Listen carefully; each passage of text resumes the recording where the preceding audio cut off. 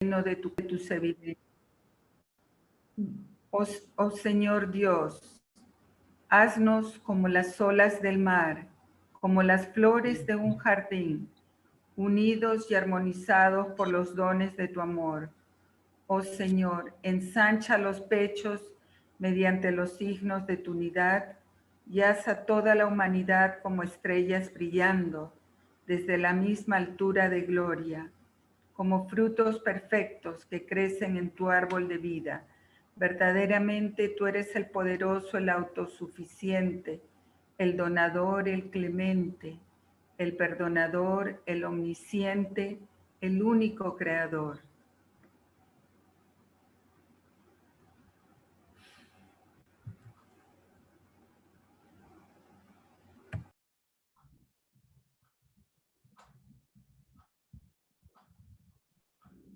Micrófono, por favor, señora Diana.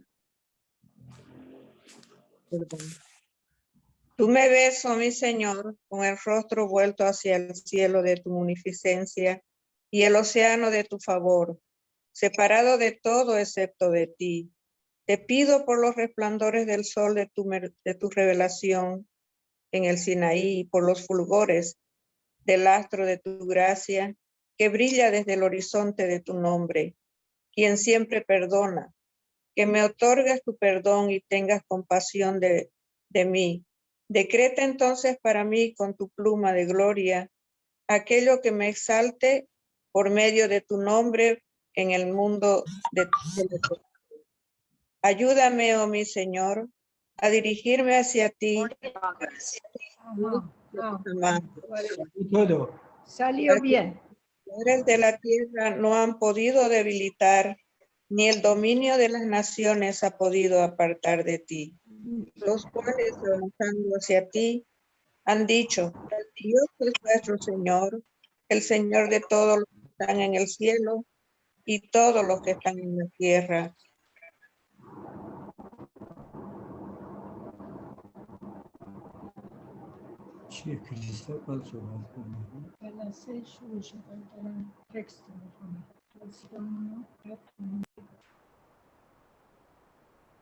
Muchas gracias por esas bellas oraciones.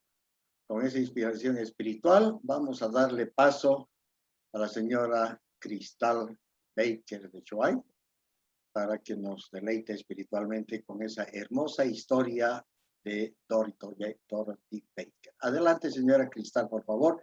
Yo le voy a compartir el PowerPoint, ¿o quiere compartirlo usted? Mejor compártelo. Bueno, creo que va a ser mejor. ¿O quiere que yo lo comparta?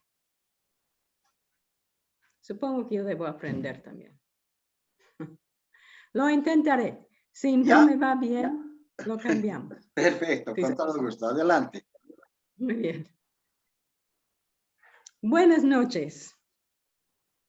Muchas gracias otra vez a los organizadores por darme más tiempo. Ahora voy a poder contarles más, porque en suma tengo más tiempo. Y también a todos los amigos que han ayudado a superar estos problemas y buscar respuestas tecnológicas al problema que tuvimos. Pues la semana pasada, creo que no todos estuvieron la semana pasada, pero no voy a repetir todo, sino que voy a dar un breve resumen de lo que dije la semana pasada y seguiré a partir de ahí. Esta charla se trata de la vida de la mano de la causa Dorothy Baker, que fue también mi abuela. Podemos comenzar el PowerPoint.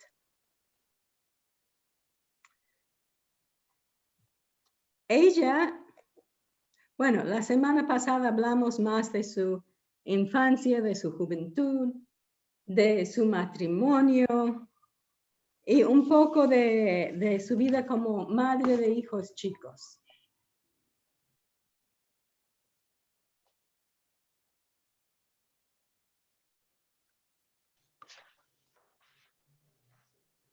Su micrófono está apagado, señora Cristal. Ahora, ¿Estaba sí. apagado al principio?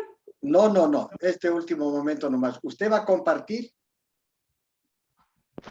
A ver, lo intentaré. Vamos a ver. No estoy compartiendo. A ver, ¿dónde era para compartir?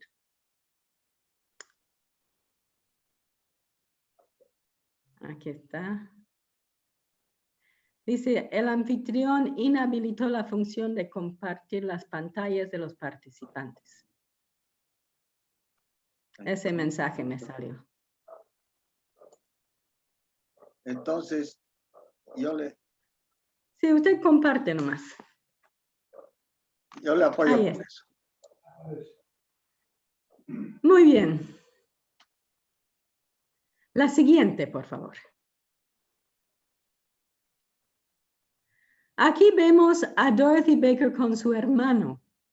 Ella parece mayor, pero el hermano era casi 2 años mayor que ella.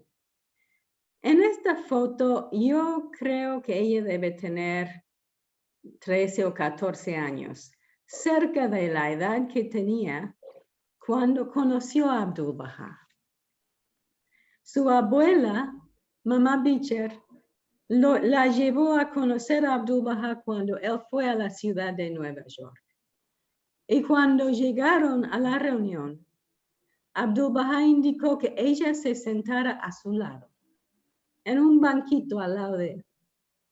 Ella bordeó toda la reunión sin mirar a nadie, se sentía muy tímida y hasta entonces era bastante tímida.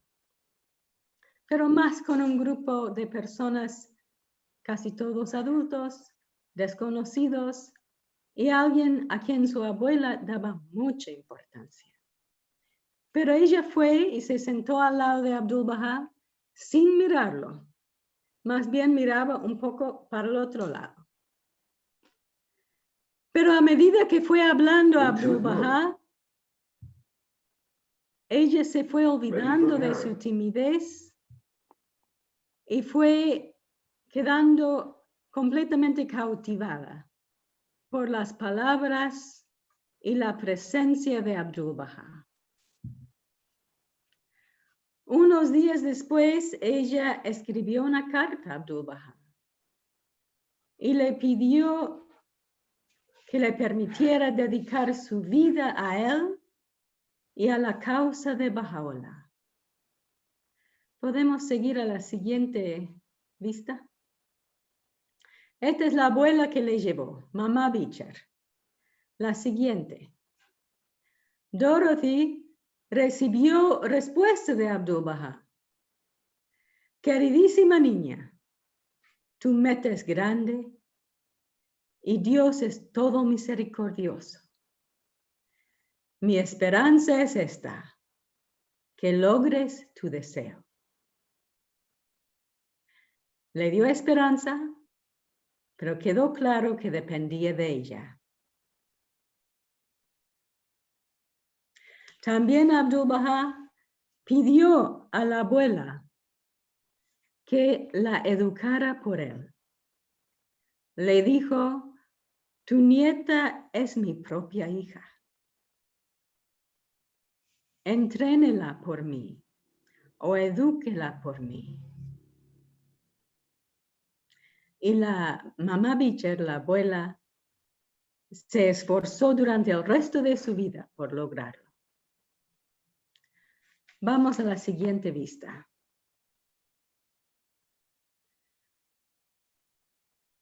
Este es ya Dorothy Baker con tal vez unos 32, 33 años.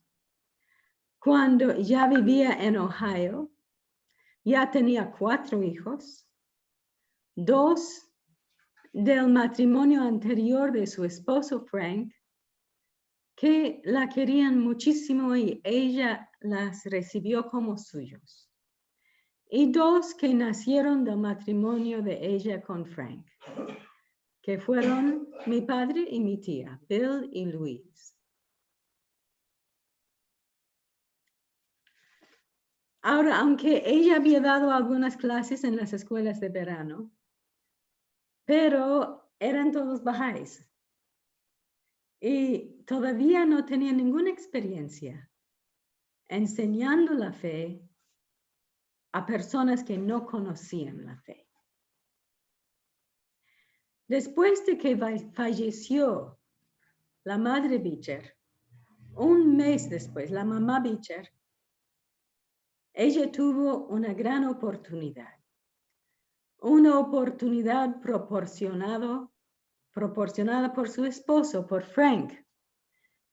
Frank había invitado a su contador a que vaya a la casa con un grupo de personas que se interesaban en la unidad para saber de la fe Bahá'í. Y fueron. Y esta fue la primera experiencia de Dorothy de enseñar la fe a personas que no conocían la fe. Y ese grupo llegó a formar la primera comunidad Bahá'í de Lima, Ohio. En 5 meses estudiaron la fe y lo aceptaron. Cada semana, todos los domingos. Y ella dedicaba 20 a 40 horas semanales en preparación de estas charlas. Y fue además de todo el estudio que había hecho con su abuela, pero eso fue su base, su preparación para una vida de conferencias de mucho impacto. Creo que la semana pasada llegué a hablarles un poquito de la oposición que surgió. En el segundo grupo de estudio que comenzó inmediatamente después de que el primer grupo aceptó la fe y ellos mismos invitaron a un segundo grupo y seguían participando. En ese segundo grupo había una familia que ustedes tal vez conozcan o han escuchado nombrar. La familia Misler, que fueron pioneros a Brasil, de los tempranos pioneros a Brasil. Ellos escucharon participar. A ver, vamos a seguir la siguiente vista. Aquí en esta foto pueden ver al señor Misler. Es el de la fila de adelante de la izquierda, el señor Edmund Misler. Él y su esposa la primera esposa creo que era Elma. Comenzaron a participar con mucho entusiasmo, participaban y más personas estaban participando y habían sido cristianos muy activos también. Y en ese tiempo los Bahá'ís en los Estados Unidos participaban en las actividades de la fe y en las actividades de su iglesia anterior. Todavía no había una indicación del guardián, al contrario, de que debían tomar alguna decisión al respecto. Bueno, 3 de los pastores de esta pequeña ciudad, esta era una muy pequeña ciudad de unos 30,000 habitantes. Y estaban comenzando a haber reuniones semanales de números crecientes sobre la fe Bahá'í. Y 3 de los pastores comenzaron a hablar con los que frecuentaban las reuniones, diciéndoles que no vayan a la casa de la señora Baker, que ella ejercía una influencia hipnótica sobre ellos, o decían cosas peores. Pero les decían que no vayan a las actividades y no vayan a la casa de la familia Baker. Y a los Misler les dijeron eso. Los Misler fueron uno de los primeros. Y cuando los Misler quisieron explicar al pastor qué es la fe y que no es una hipnosis, sino que es una convicción, el pastor por fin les dijo, bueno, si quieren seguir, ya no vengan a la iglesia. Y prácticamente los botaron de la iglesia. Pero ellos decidieron seguir con las actividades bahá'ís. Pero al poco tiempo los padres del señor Missler también les dijo, ustedes o van a las reuniones de la fe Bahá'í, frecuenten la casa de la familia Baker o nos tienen a nosotros, tienen que escoger. Si ustedes van a seguir con las actividades Bahá'ís, ya no los queremos ver. Ya los consideramos peligrosos. Bueno, esto fue mucho más difícil para ellos. Mucho más difícil. Y fueron a consultar con Dorothy y Frank y llegaron a la conclusión que dejen las actividades por un tiempo, pero que hagan oraciones en su casa y estudien los escritos en su casa. Un tiempo después, llegaron los padres a la casa de ellos y vieron los libros Bahá'ís y se enojaron. Dijeron, esos libros los tienen que quemar.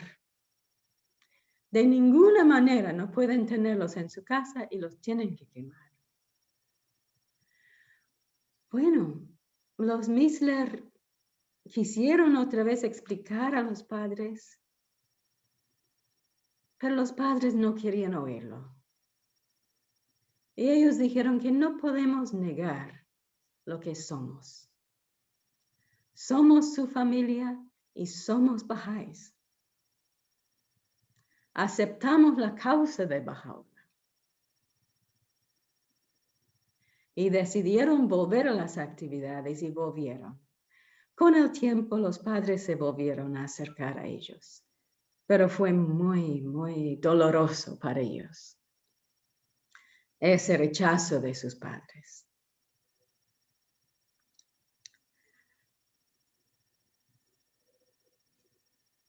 Bueno, eso fue por el año 1934 y seguía la resistencia de los pastores a que sus feligreses participen, pero uno por uno, no de manera pública, ni de manera, no en forma general.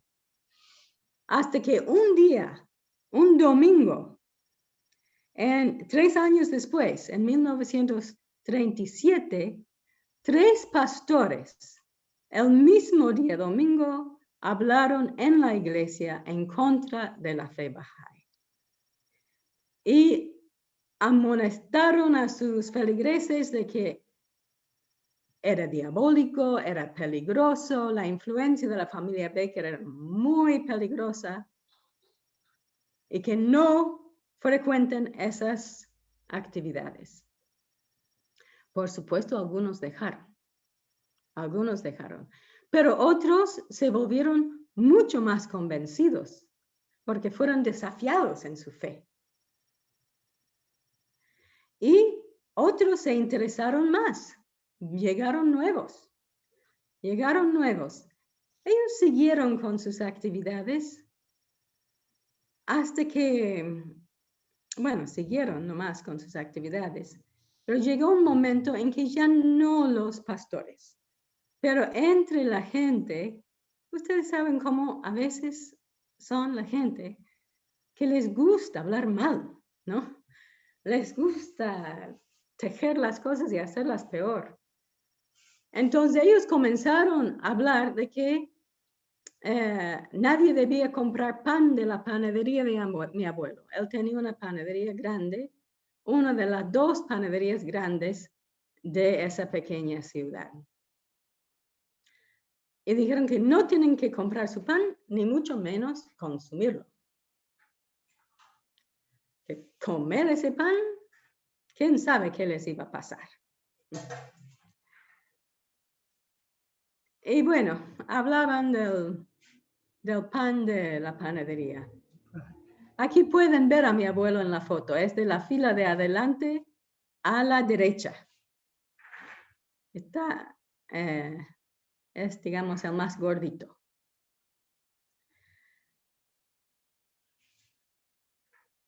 Bueno, su negocio sufrió. Declinaron las ventas.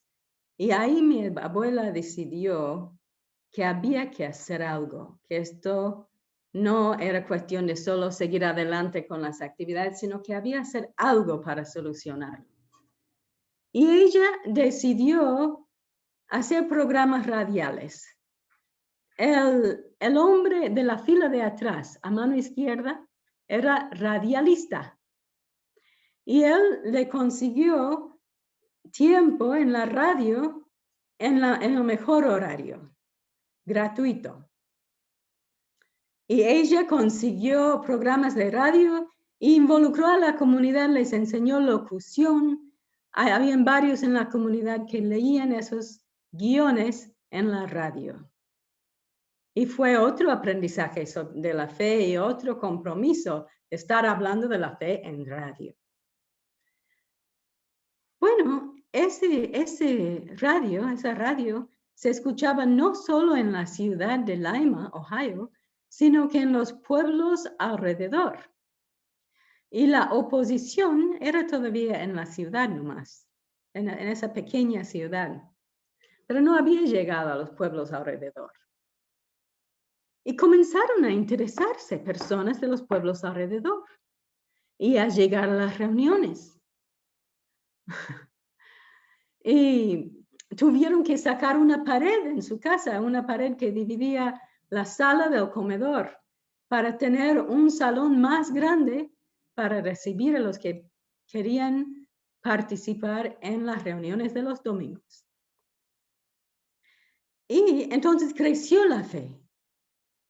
Y Frank, por su lado, con la panadería, también comenzó a vender pan en los pueblos alrededor. Y aunque sí sufrió un bajón grave, pero de ahí fue aumentando las ventas en los pueblos alrededor y más bien creció su negocio. Mientras tanto,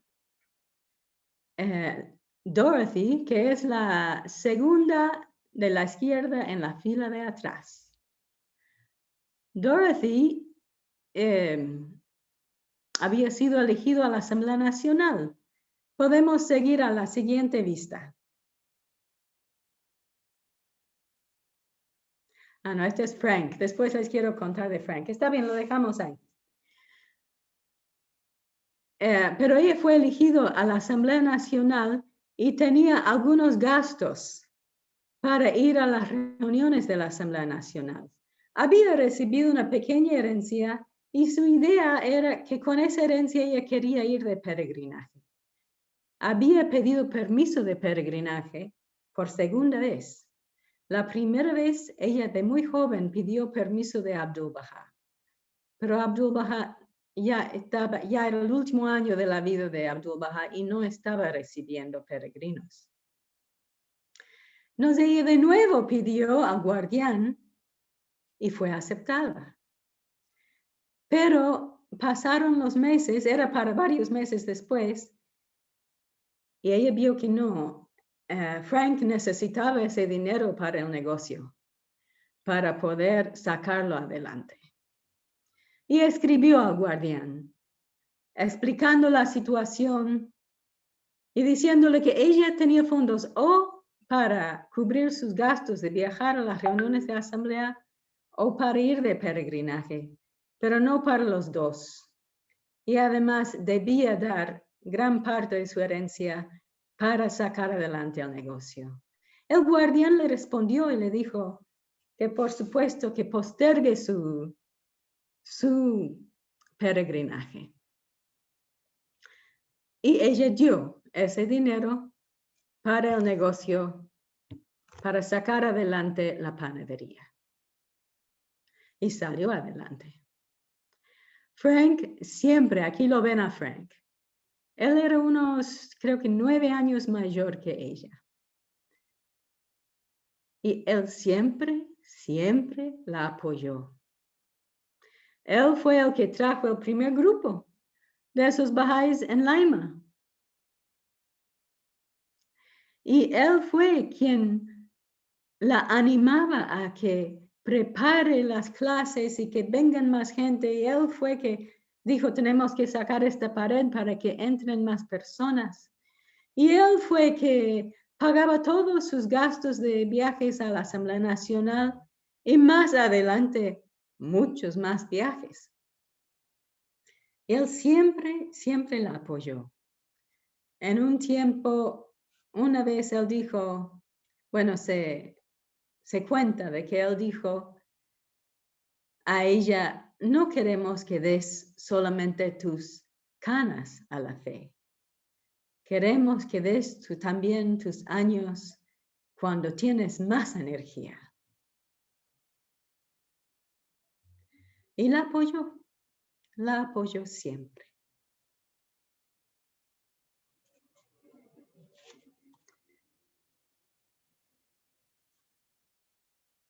Ella después comenzó a dar muchas más conferencias.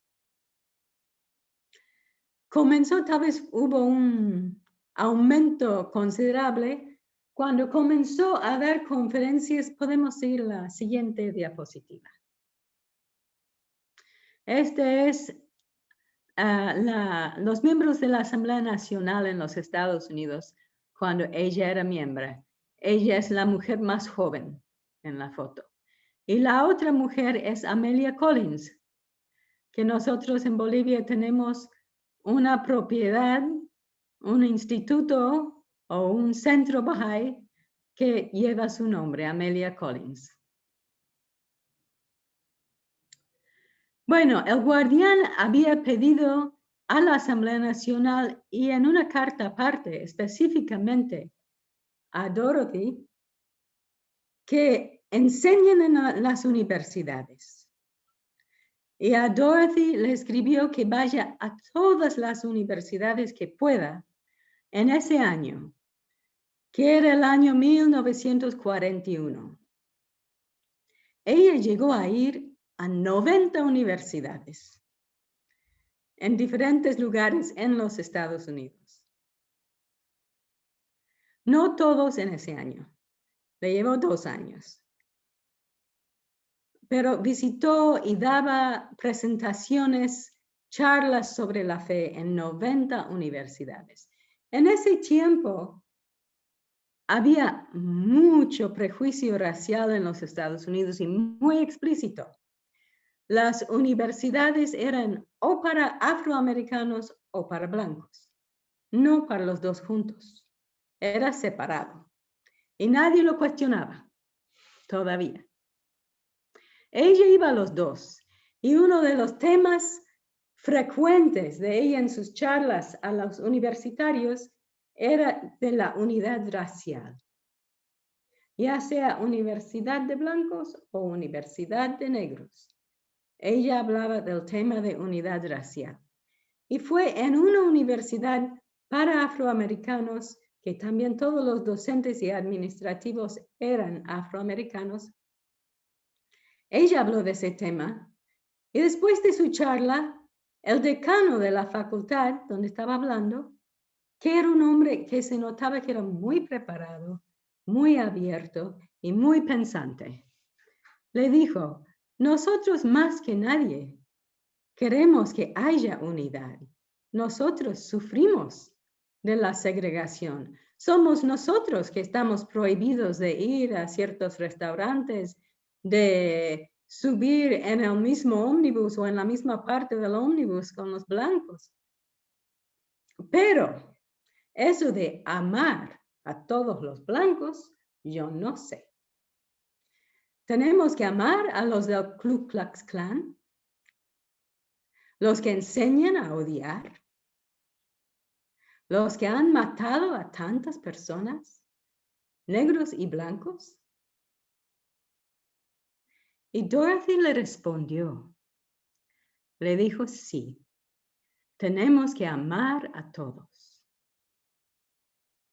Y le habló también de las diferencias entre las castas de India.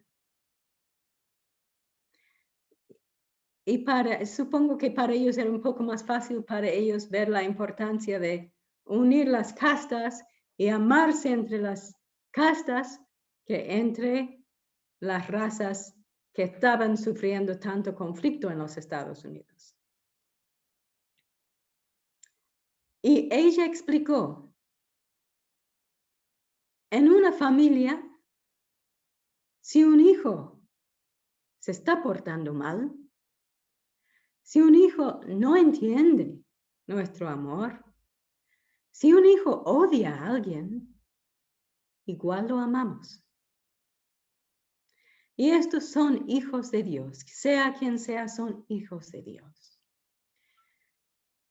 Y al final, la charla está en un libro. Si alguna vez quieren leerlo, la charla está.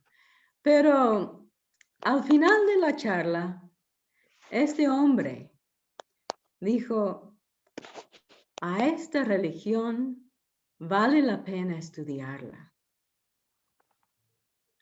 Y a esta causa, y esta es una causa al cual se puede dar la vida. Y todos estaban muy, muy entusiasmados, inspirados, con mucho más fuerza para enfrentar la unión de las razas. Ella habló de estos temas, como dije, en 90 universidades. Al medio de ese tiempo, durante ese tiempo, ella tuvo un sueño en que ella llegó a un salón muy grande, un salón muy iluminado, con una luz muy hermosa. Y era tan grande el salón con tantas mesas, era un salón de banquete, con muchas mesas, que ella no podía ni ver hasta el final del salón. Y cuando ella entró, todos se levantaron y le agradecieron. Y eran todos hombres jóvenes en uniforme militar. Y después ella se dio cuenta que este sueño eran de esos jóvenes a quienes ella había hablado en la universidad, en las universidades, aunque habían mujeres también. Pero los hombres fueron reclutados para la Primera Guerra Mundial. Yo pienso que el guardián le pidió que vaya a las universidades lo más pronto posible, porque hacia el final de ese mismo año, los Estados Unidos entró en la Primera Guerra Mundial. Y miles, decenas de miles de jóvenes fueron reclutados y murieron. Y en este sueño, ella entendió que le estaban agradeciendo desde el otro mundo por haberles hecho conocer a la fe.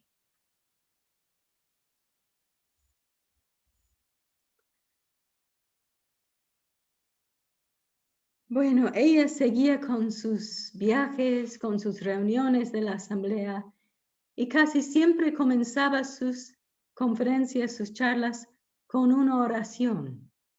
Ella recitaba una oración con todo corazón y con los ojos cerrados, y ahí entraba a su charla.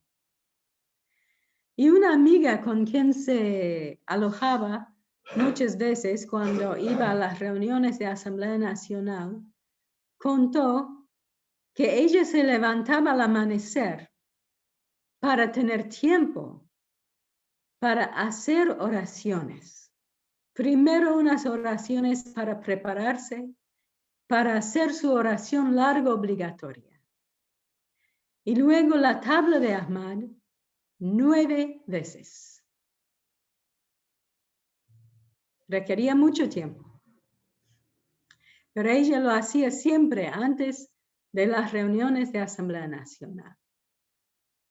Ella tomaba muy en serio el trabajo de la Asamblea Nacional y las metas que estaban a cargo de la Asamblea Nacional.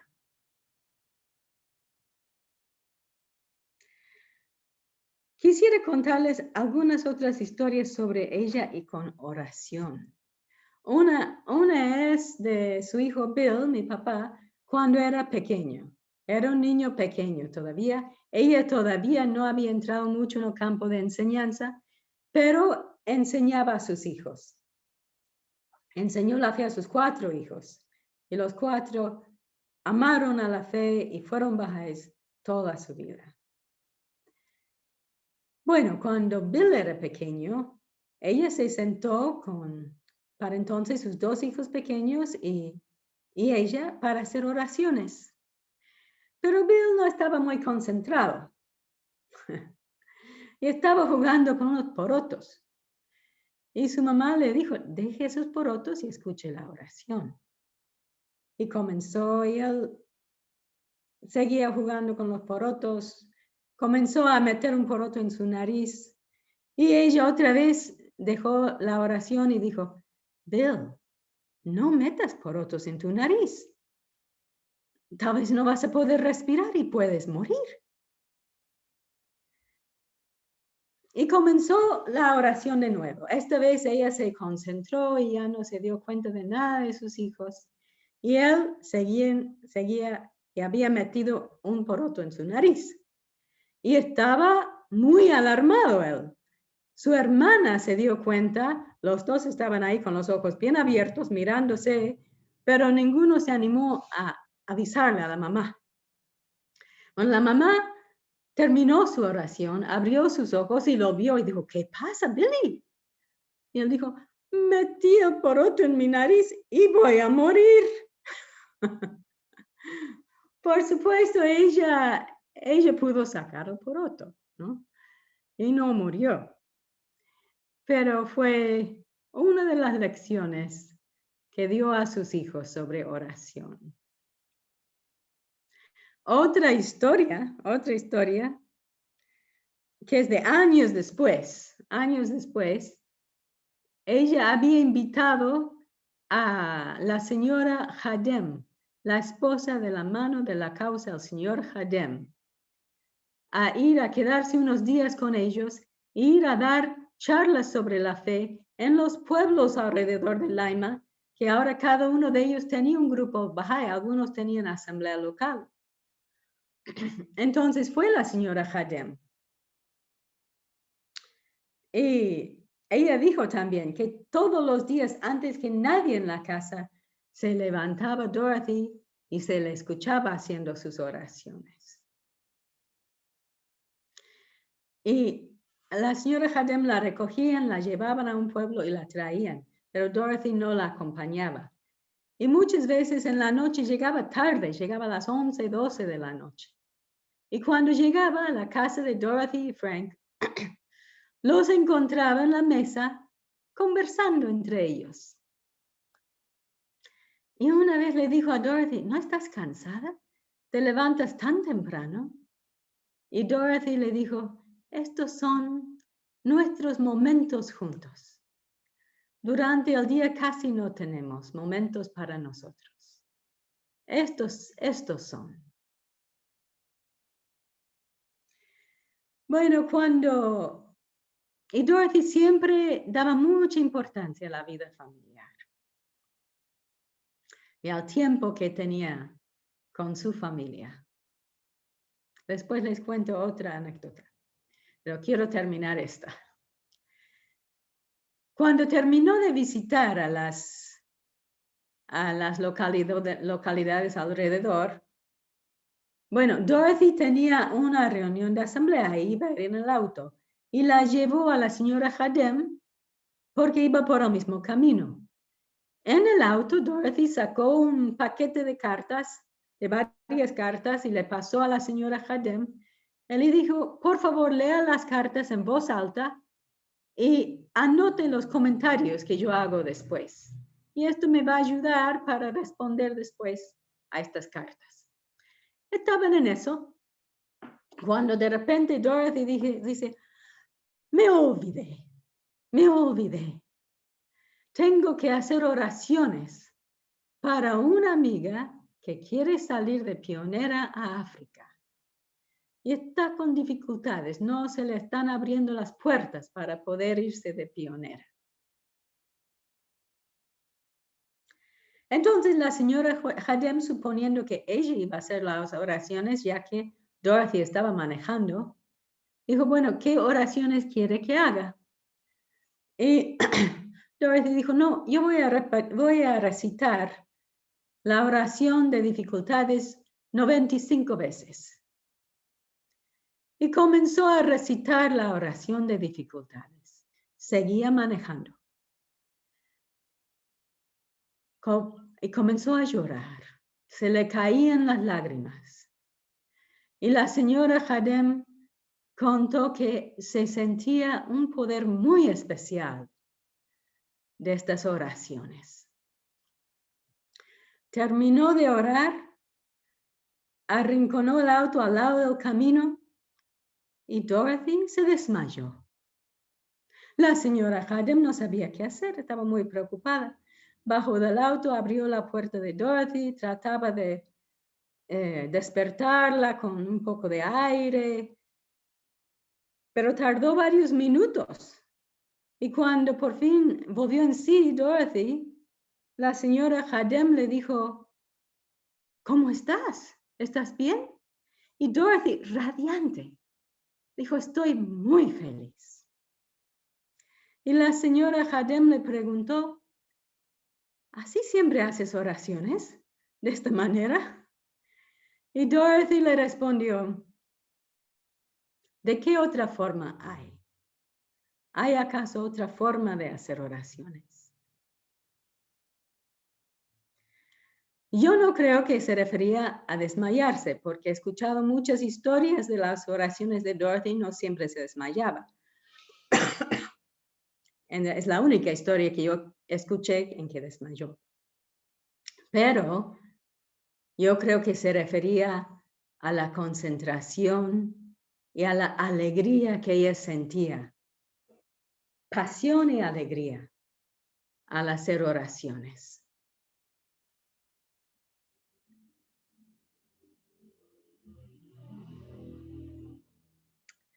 Bueno, hay muchas historias sobre oración. Pero me olvidé contarles algo que es más bien sobre la familia. También tiene que ver con oración.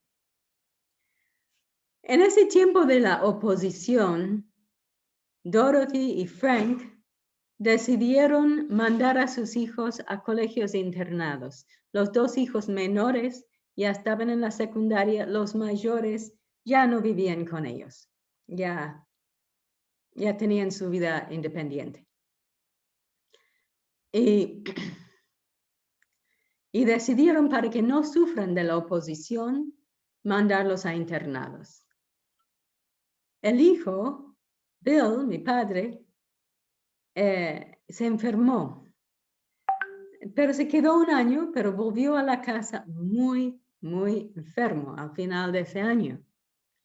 Resultó ser una infección al riñón y en ese tiempo todavía no habían antibióticos. Y se adelgazó, se enfermó, se debilitó muchísimo. Y al final sí se desarrolló una nueva medicina y él se salvó. Pero estaba tan débil que tuvo que volver a aprender a caminar con fisioterapia. Y durante esos meses que estaba tan enfermo, alguien le preguntó sobre esos meses, le preguntó qué recordaba de esos meses. Y él dijo, lo que más recuerdo es que mi mamá venía a mi cuarto y hacíamos oraciones juntos. Estudiábamos los escritos juntos, nos reíamos y eso es el recuerdo que tengo de esos meses. Ahora ella en esos meses sí hizo algunos viajes, pero él recordaba su presencia, no su ausencia. Y así es, yo no recuerdo nunca haber escuchado en la familia ningún comentario, ni siquiera un gesto, ni un indicio de un gesto, ni un movimiento de los ojos que indicaran alguna tristeza, ni mucho menos un resentimiento por las ausencias de Dorothy. Más bien, su presencia era tan importante para ellos que parece que no pensaban en las ausencias. Seguramente la extrañaron, pero su amor por ellos era tan grande que ellos sentían ese amor y podían sobrellevar las ausencias. Hay también historias que ella, cuando volvía de las reuniones de Asamblea Nacional, que generalmente iba en auto, volvía y pasaba por lugares donde habían pequeños agricultores que vendían sus productos sobre el camino. Y ella compraba muchas frutas, las frutas de la temporada. Y cuando llegaba a casa, toda la familia se organizaba para hacer mermelada. Y era como una fiesta. Todos hacían mermelada. Tenían un nombre para su mermelada. Era una vasija grande de cerámica que iban poniendo, digamos, la mermelada de frutilla, después la mermelada de durazno, después la de manzana, y así. Y se iba mezclando. Y ellos lo llamaban, sería como la mezcolanza celestial, o heavenly hash. Y todos participaban y muy felices. Y no pensaban que ella no había estado, sino que ella había llegado.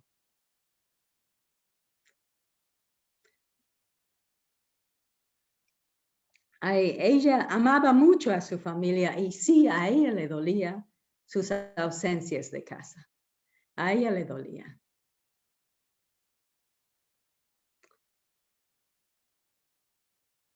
Volviendo a sus conferencias y con las conferencias, con el aumento en el número de conferencias que comenzaron con estos viajes a las universidades, bueno, ella se ausentaba más de la casa. Y había una conferencia en particular que era para celebrar el centenario de la Declaración del Bab. Fue en el año 1944 y se celebró en el Templo Bahá'í en los Estados Unidos, en Wilmette. Y ella tenía que dar la charla que iniciaba la conferencia. Y ella sentía que esto tal vez era la charla más importante de su vida. Y el día de la charla, ella quería prepararse toda la mañana, prepararse espiritualmente con oraciones. Y pidió a su esposo, a Frank, que le ayude. Y lo que él hizo fue montar guardia en la puerta del hotel, o no sé si en el pasillo fuera de su cuarto, que nadie entre a buscarla, porque muchas personas la buscaban. Si no era para hablar de algún tema en particular, era solo para disfrutar de estar con ella. Y muchas personas. Y él a todos les explicó que ella necesitaba este tiempo sola, que nadie estaba entrando. Y debe haber sido una tarea ingrata, ¿no? Pero él lo hizo y con mucho amor y mucha capacidad. Él era un hombre muy sociable. Estoy segura que encontró la forma de no ofender a las personas. Y en la tarde él la llevó a la peluquería. Ella era muy elegante, muy elegante. Ella decía que ella se vestía para Baha'u'lláh. Y siempre se aseguraba de tener la ropa apropiada. Escogía colores según el país donde iba a ir, según la cultura. Y Frank esa tarde la llevó a la peluquería y después la llevó donde tenía que ir y la llevó a dar la charla. Esa noche Frank tenía que partir, no podía quedarse. Se quedó para la charla, después tenía que volver. Y ella se quedó en la casa de Amelia Collins. Y cuando llegó un poco tarde en la noche, Amelia, que como pueden ver en la foto era bastante mayor que ella, ya estaba dormida. Pero ella la despertó, Dorothy la despertó a Amelia y le dijo, despiértate, salí de la cama. Tenemos que orar toda la noche. Tenemos que cumplir las metas del plan. Y Amelia Collins salió de la cama y oraron toda la noche. Una de las metas del plan era levantar pioneros. Y Dorothy se preocupó mucho por levantar pioneros. Inclusive en esos viajes a las universidades, ella buscaba pioneros aunque no fuesen bahá'ís todavía. Escogían a ella, veía quién le parecía que podía aceptar la fe y podía ser pionero, y seguía en contacto con estas personas por correspondencia y les animaba a que se levanten como pioneros. Y no sé si fue en esta conferencia o en otra, pero en una conferencia donde llegó una carta del guardián pidiendo que se levanten pioneros para África. Ella inmediatamente se fue a un rincón, se leyó esta carta de Shoghi Effendi, del guardián, y ella se fue al fondo de la sala a un rincón y dijo, vengan, aquí pueden hacer fila para salir de pioneros a África. Y se levantaron las personas, se levantaron, hicieron fila para salir de pioneros a África. Y de su comunidad en esta pequeña ciudad, la comunidad grande para su época, en esta pequeña ciudad, de ahí salieron más de 30 pioneros. Imagínense, más de 30 pioneros salieron de ahí. Algunos a otros países, algunos dentro de los Estados Unidos. Los Misler fueron unos, una pionera a Paraguay, Elizabeth Cheney era otra. Los Misler se quedaron, están sus hijos, sus nietos están en Brasil. La que fue a Paraguay no pudo quedarse mucho, tuvo muchos problemas de salud y volvió. Pero salieron y enseñaron la fe. Ella fue nombrada mano de la causa hacia fines del año 1951. Y esos últimos años de su vida se intensificaron aún más sus viajes y sus actividades y sus responsabilidades. No he hablado de su capacidad administrativa, también era gran organizadora. Pero en ese último tiempo, ella, como mano de la causa, asistió a las 4 conferencias intercontinentales que había pedido el amado guardián. Y ella fue a los 4. Y cada uno de esos viajes fue largo porque de ida y de vuelta ella visitaba diferentes lugares. Pero el más largo fue el último, a la conferencia que se hizo en India, en Nueva Delhi, en la India. Ella tenía que salir, su plan, y salió de su casa en fines de septiembre, con el plan de volver para el día 2 de noviembre. Más bien iba a ser un viaje un poco más corto, de solo un poco más de un mes, porque ella con Frank habían decidido salir de pioneros ellos mismos. Y iban a salir a una isla en el Caribe, Grenada, en diciembre. Entonces ella necesitaba llegar a casa y preparar las cosas para salir de pionera, trasladarse a esta isla.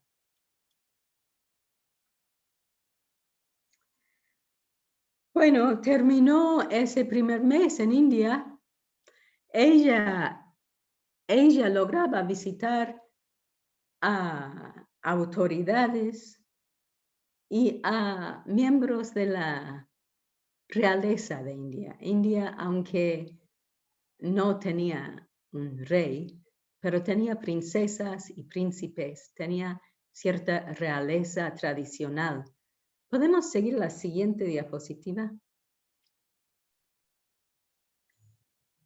Y ella visitó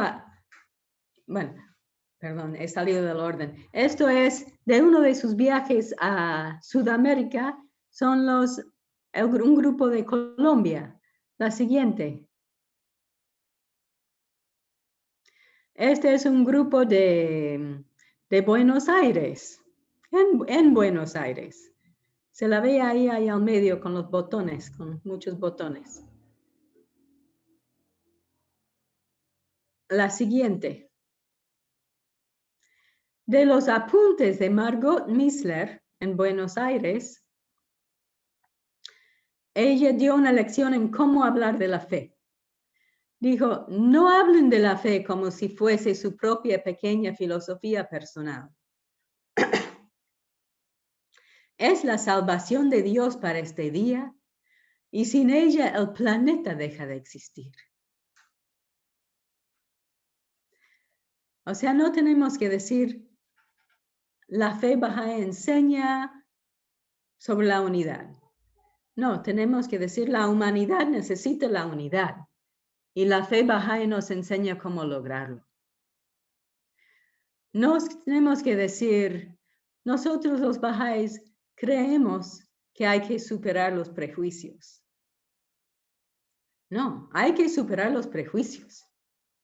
Es diferente. Y ella hablaba siempre con esa convicción. Seguimos, quiero llegar a las fotos de la India. Más adelante, esta es ella con su hija. ¿Podemos volver después, Antonio, o no? Bueno, entonces, no, la siguiente, hasta una princesa de la India.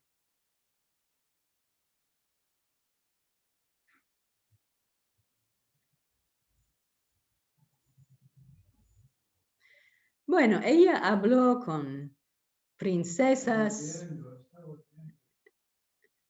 algún lugar hay una foto de una princesa, después lo verán en algún momento.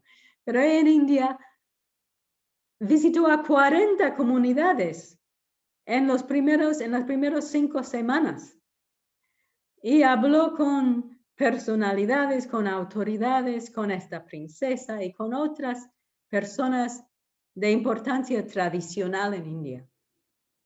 Siempre con esa convicción y esa fuerza y ese impacto que ella tenía. La India fue su último viaje, pero cuando fue nombrada miembro a mano de la causa, la Asamblea Nacional de Irán le pidió un breve resumen de sus servicios y ella mandó esta lista que estamos viendo en la diapositiva. Aquí tenemos la lista de los comités y también menciona la Asamblea Nacional y que fue coordinadora durante varios años y que en ese momento, siendo mano de la causa, seguía en la Asamblea Nacional y era vicecoordinador.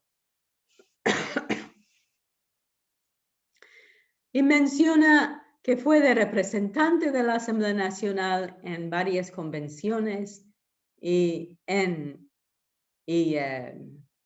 conferencias y hizo viajes de enseñanza. Seguimos a la siguiente diapositiva. En 15 países de América Latina, creo que son 15, y 12 países de Europa y 3 regiones de Canadá. El último de esos viajes, bueno, de eso fue en el 51, que todavía ya no había viajado a África ni a India, pero había hecho todos estos viajes. Seguimos más adelante en las diapositivas, por favor. Bueno, estas son las palabras del guardián cuando nombró las manos de la causa en el año 51. Ahora es el momento para tomar un paso grande, diferido e inevitable, en conformidad con las disposiciones del testamento de Abdu'l-Bahá, a través del nombramiento del primer contingente de manos de la causa de Dios. Y uno de ellos era Dorothy Baker. Seguimos adelante. Esa es la foto de ella más o menos en esos tiempos, cuando ella ya tenía más o menos 50, 52 años. Otra diapositiva. Aquí la vemos con otras manos de la causa. A ver si los pueden identificar. La vemos a ella. Creo que la vemos al señor Alaí, al señor Furután, al señor Samandarí, al señor Bananí, y no recuerdo quién es el último. No sé si alguien puede decir. Señor Hamsi. El señor Hadem no. Él fue nombrado Hamsi. después. Casé. No, El señor No, Hazé. Es el señor Hazé. Gracias, Manucher. Es el señor Hazé. Lo dijo John. Oh, John lo dijo. Bueno, muchas gracias, John. La siguiente diapositiva. Aquí la tenemos en uno de sus viajes cuando viajaba por Europa. La siguiente. Aquí tenemos en otro, este fue en la primera conferencia intercontinental que se hizo en Kampala, Uganda, y está con el grupo de manos de la causa. Como verán, es la única mujer ahí. No fue la única mujer nombrada mano, pero fueron pocas. Ahí tienen la lista de los presentes. Lo pueden ver. La siguiente. Y aquí la tenemos en India. En India. Que ella, aquí tenemos la fecha de esta reunión, el 5 de diciembre de 1953, en Kanpur. Pero todavía fue antes de que ella saliera al área rural. Nadie Veamos la anda siguiente. en la aula con máscara. ¿Será que es La siguiente diapositiva. Bueno, tenemos varias fotos de ella en India. Cuando llegó el momento que ella ya tenía que emprender su viaje de regreso, el guardián pidió a todas las manos de la causa que estaban ahí que se queden un mes más.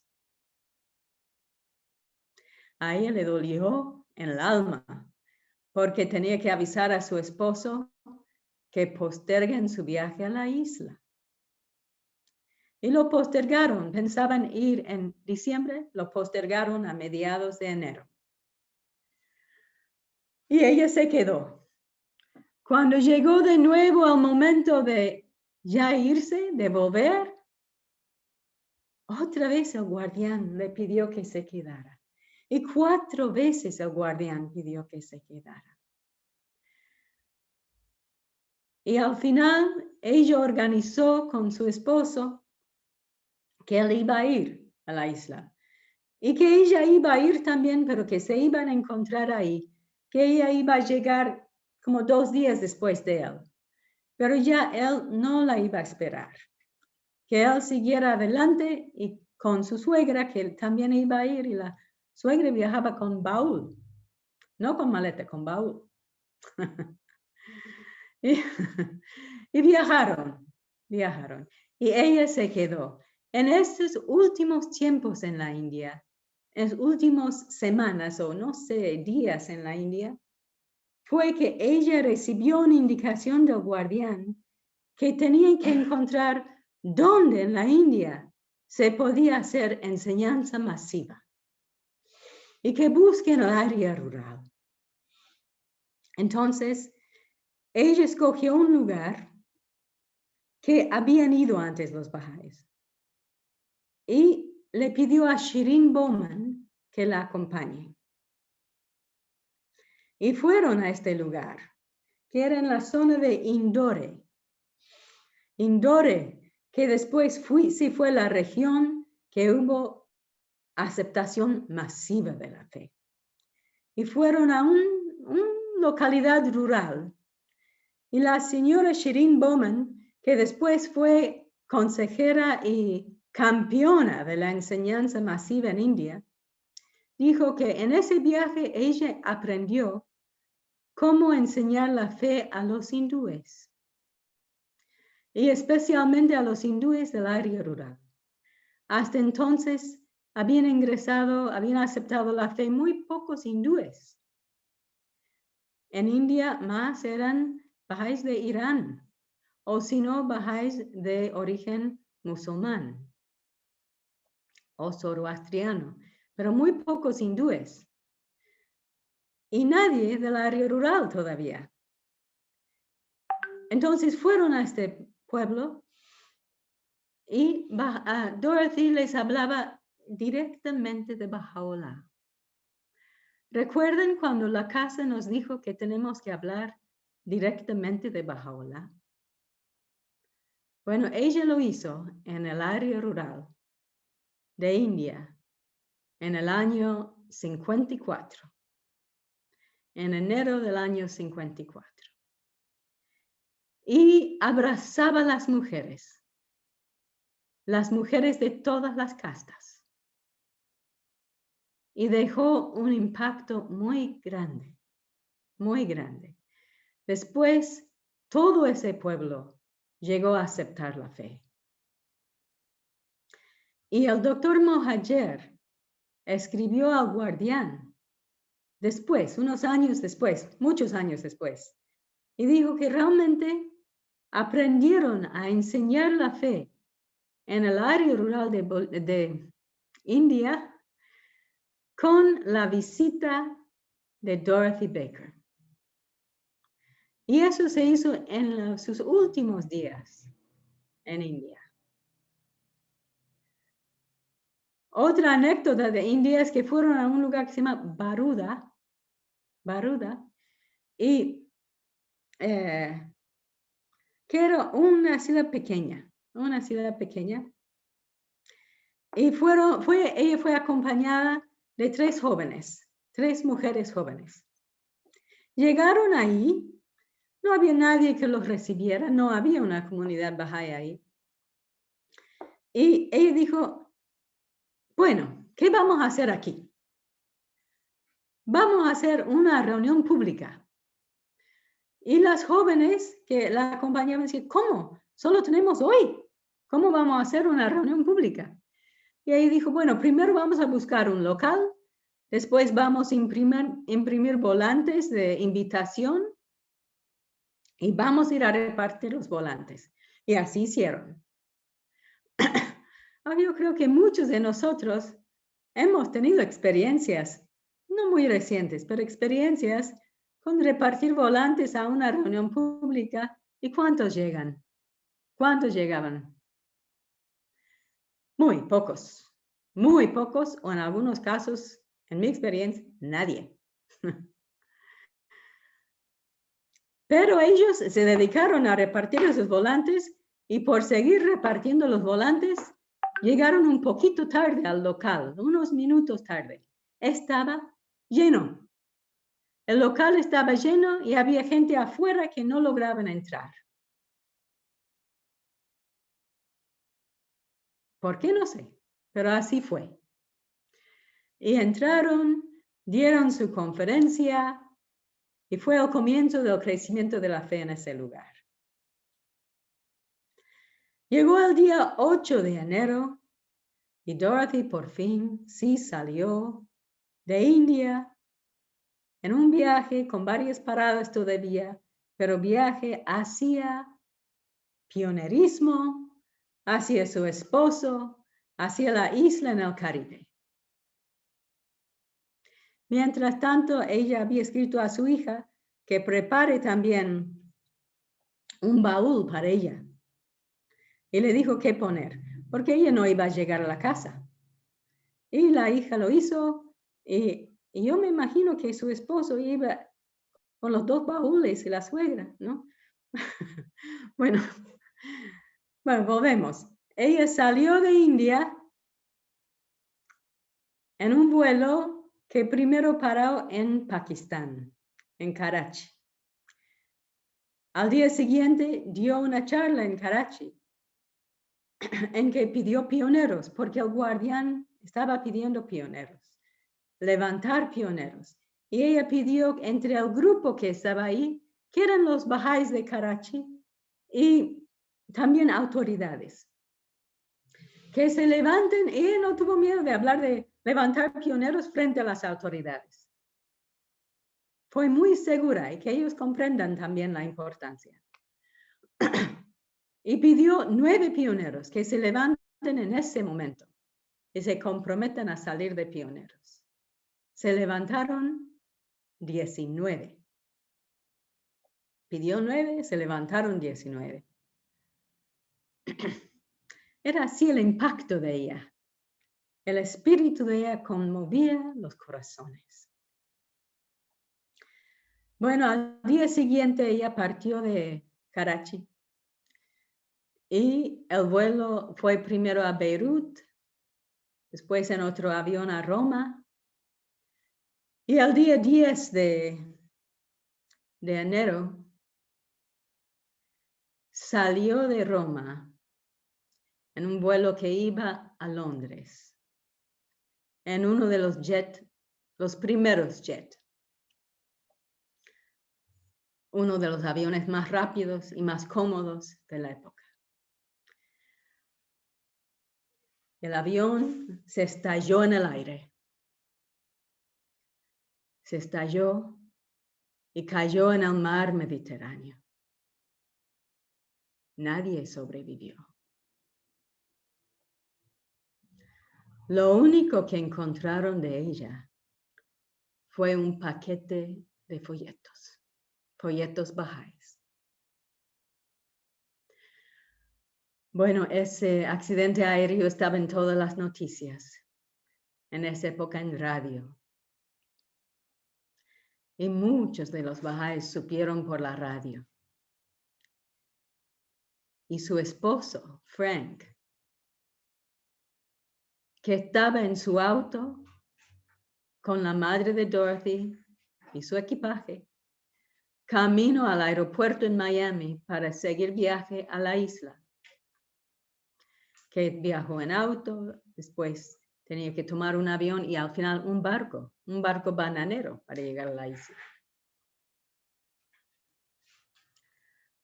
Pero él estaba todavía en su auto en camino al aeropuerto cuando escuchó esta noticia.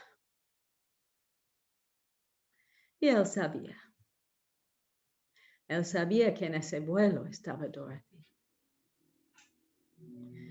Pero yo supongo que tenía alguna esperanza de que tal vez se hubiera postergado otra vez su viaje. Y él paró en la siguiente ciudad donde llegó y investigó. Y supo que Dorothy sí estaba en la lista de pasajeros.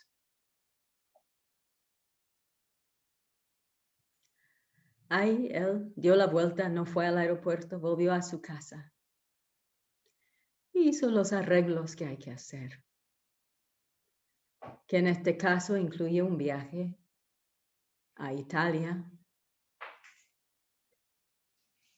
Y ahí él organizó reuniones de oración varios días seguidos por su amada esposa. Y tenía otras responsabilidades ahí.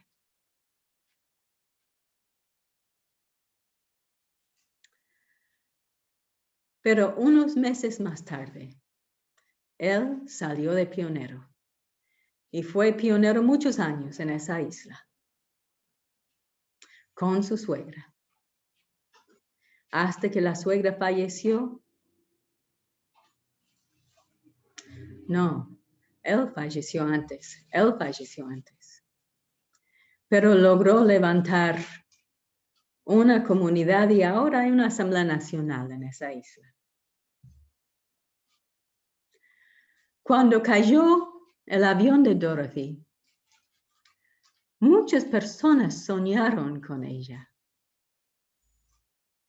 Y una de esas personas contó que en su sueño Dorothy le dijo que no se preocupe por mí. Yo nunca caí. yo fui directo a los brazos de mi Señor.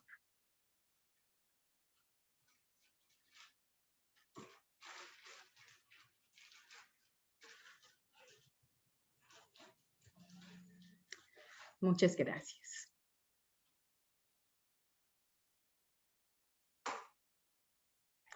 Creo que hablé un poco largo y hay Gracias, mucho Pablo. más para contar.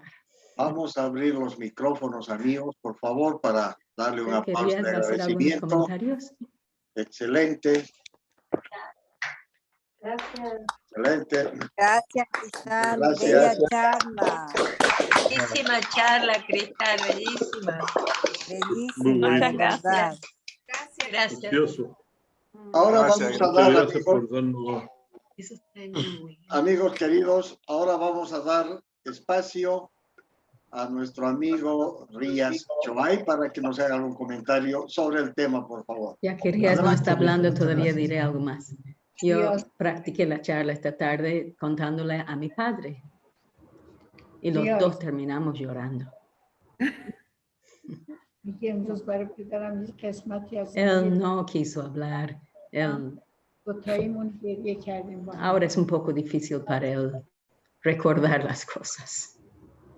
Aunque recuerda las cosas antiguas, pero recordar lo que quiere decir es muy difícil.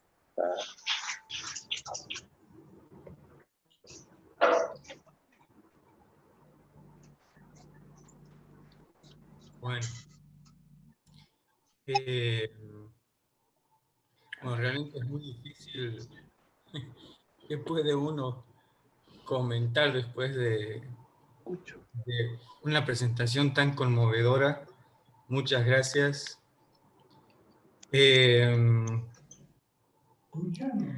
Hay una... Yo no lo escucho, Arias. ¿No me escuchas? ¿Se escucha o no se escucha? Se escucha bien, Rías, adelante. Yo escucho bien. ¿Rías está hablando? Yo estoy hablando. Sí, se escucha bien. Ella no lo escucha, Cristal no lo Sí, escuchamos bien. Debe ser su volumen del parlante, Cristal. Perdón, ¿ustedes lo escuchan a Arias? Sí, Sí, perfectamente. sí. Bueno, muy bien, entonces yo dejaré de hablar, perdón, perdón. Todos escuchamos. Sí. Bien, bueno, la vida de Dorothy Baker, así como de los grandes héroes de la fe de esa época, nos hacen pensar, ¿no? Nos dan perspectiva para nuestras actividades y nuestro compromiso con la causa. Quería compartir con ustedes una cita de Baha'u'lláh que dice así: quien quiera se levanta a enseñar nuestra causa debe necesariamente desprenderse de todas las cosas terrenales y debe considerar en todo momento el triunfo de nuestra fe como su objetivo supremo. Esto ciertamente ha sido decretado en la tabla guardada. Y cuando determine dejar su hogar por amor a la causa de su Señor, que ponga toda su confianza en Dios como la mejor provisión para su viaje y que se atavíe con el manto de la virtud.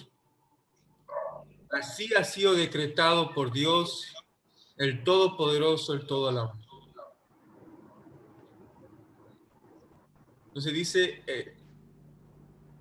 cuando alguien quiere enseñar la causa de Baha'u'lláh, dice, tiene que desprenderse de todas las cosas terrenales y debe considerar en todo momento el triunfo de nuestra fe como su objetivo supremo. Dorothy Baker realmente ejemplificaba eso. En nuestras vidas tenemos muchas dimensiones, ¿no? Tenemos la vida familiar, tenemos nuestra profesión, tenemos hasta nuestra salud física, nuestros amigos, nuestra vida en el barrio.